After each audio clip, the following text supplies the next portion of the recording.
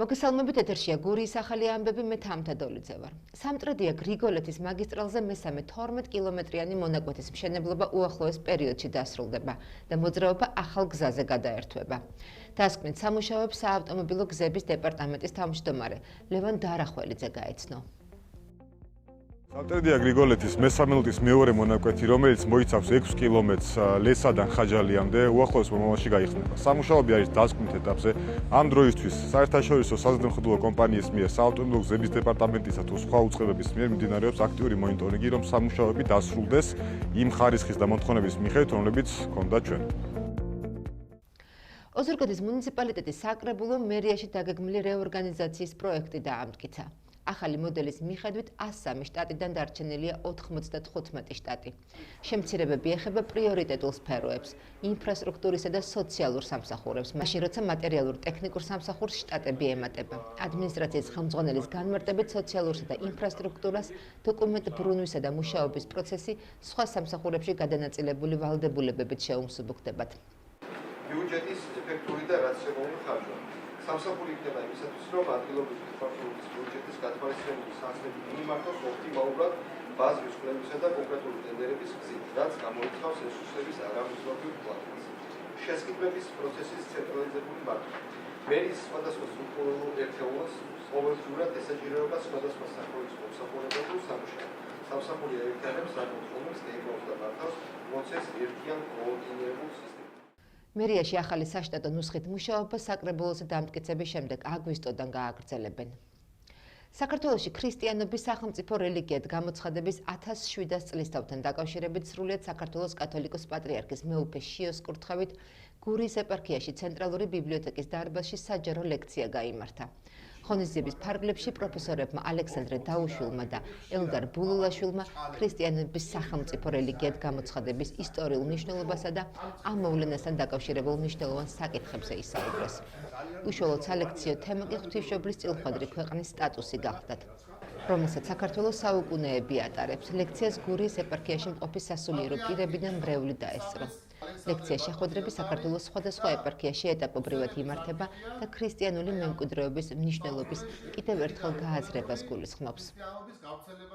მოგეხსენებათ, წელს საქართველოში აღინიშნება ქრისტიანობის სახელმწიფო რელიგიად გამოცხადების 1700 წლის თავი. აი ამ დღესასწაულთან დაკავშირებით პატრიარქი შიო მესამეს კურთხევით ჩვენთან ჩამობზადნენ მეცნიერები, ისტორიკოსები, რომლებიც მოხსენებით წარდგებიან სწორედ აი ამ ქრისტიანობის ამ თარიღთან დაკავშირებით და შეკრება მეუფე იოსების ლოცვა კურთხევით ხდება ეპარქიაში, ეპარქიის სამღვდელოებასთან, მრევლთან ერთად. ეს გაგრძელდება 3 დღის განმავლობაში, ჩატარდება როგორც ოზურგეთში, ასევე ლანჩხუთში, ჩოხატაურში და ყველანი ერთად აღნიშნავთ აი ამ დიდებულ დღესასწაულს. მიმდინარე წელს სრულდება 1700 წელი საქართველოში ქრისტიანობის სახელმწიფო სარწმუნოებად გამოცხადების შესახებ. ამ თარიღთან დაკავშირებით უკვე სამზადისი 4 წლის წინ დაიწყო და ამის შემადგენელი ნაწილია ის, რომ გარკვეული მეცნიერ მკვლევარების ჯგუფი საქართველოს სხვადასხვა კუთხეში დადის აღნიშნული თემატიკასთან დაკავშირებით სხვადასხვა ლექციების ჩასატარებლად. წელს ჩვენ სწორედ გურიის მხარეს ვეწვიეთ და ჩვენი მოხსენების ძირითადი თემა ეხება ღვთისმშობლის წილხდომობის საკითხს და მის მნიშვნელობას. და სწორედ თემა აღნიშნული საკითხის გაშუქებას მიეძღვნება. სწორედ ღვთისმშობლის წილხდომილობა იყო საფუძველი იმისა, რომ საქართველოში მოციქულებმა იქადაგეს და თვით წმინდა ნინოს 8 წლიც ღვთისმშობლის წილხდომობის საკითხს უკავშირდება. ჩოხატაურის მუნიციპალიტეტში ნოდარ დუმბაძის 98 წლის იუბილისადმი მიწყვნილი ღონისძიებები გაიმართა.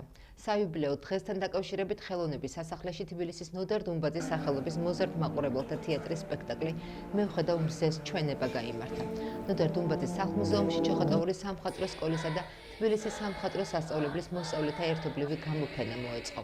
ღონისძიება ხიდისთავის სკვერში ანსამბლ ქართული ხმების კონცერტითა და პატრიარქის ნათლულთა გუნდის მუსიკალური შესრულებით დასრულდა. ეს ჩოხატაურში ნოდარ დუმბაძის 98 იუბილეს ვზეიმობთ.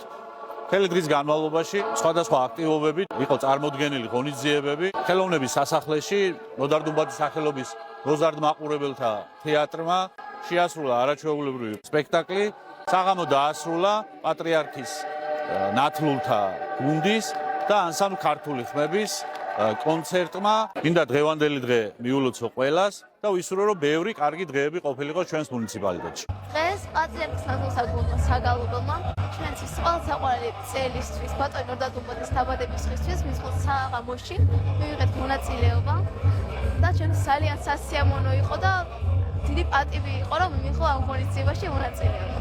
ძალიან სასიამოვნო ღონისძიება იყო და მადლობა გურიას მასპინძლობისთვის. 35 წელი ქართული ცეკვისა და თაობების აღზრდის სამსახურში ოზურგეთში მოქმედმა ფოლკლორულმა ანსამბლმა ლაშა გიორგიმ დაარსებიდან 35 წლის იუბილე ოზურგეთის დრამატულ თეატრში გრანდიოზული გალა კონცერტით აღნიშნა.